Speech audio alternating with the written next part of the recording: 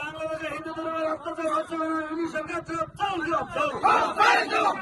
বাংলাদেশের হিন্দু ধর্মের অত্যাচার হচ্ছে সরকার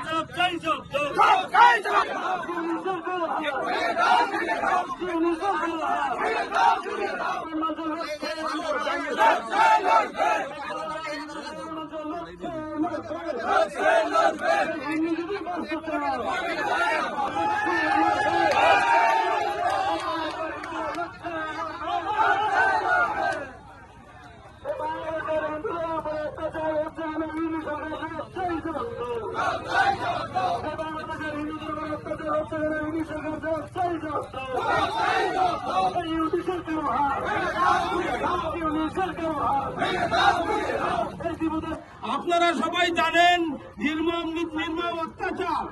একজন যুবক বয়সের ছেলে নাম তাকে জ্যান্ত পুড়িয়ে মেরেছে এই বাংলাদেশের ইউনিট সরকার, এই মৌলবাদী সরকার। আমাদের আন্দোলন এই মৌলবাদীদের বিরুদ্ধে, এই ইউনিটের বিরুদ্ধে। আমরা সারা ভারতবর্ষে এত হিন্দু থাকা সত্ত্বেও আমাদের হিন্দুদের কোনো নিরাপত্তা নেই। তাই হিন্দু জাগরণ মঞ্চের পক্ষ থেকে আমি বলছি, আমরা যত হিন্দুরা আছি সবাইকে আমাদের একতাবদ্ধ থাকতে হবে।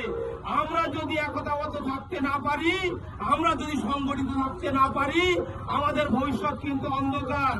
জানবেন, সারা দুনিয়াব্যাপী এই হিন্দুদের উপরে যে অত্যাচার হয় অন্য কোনো জাতির উপরে হয় না। আমাদের হিন্দুরা চিরকালই মুসলমানদের কাছে অত্যাচারিত।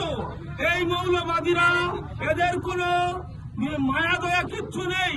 এরা জ্বলন্ত মানুষকে পুড়িয়ে মারতে পারে।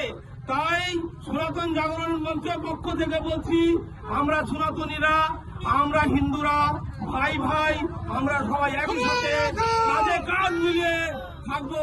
তবেই আমাদের বাঁচা সম্ভব, নচেত না।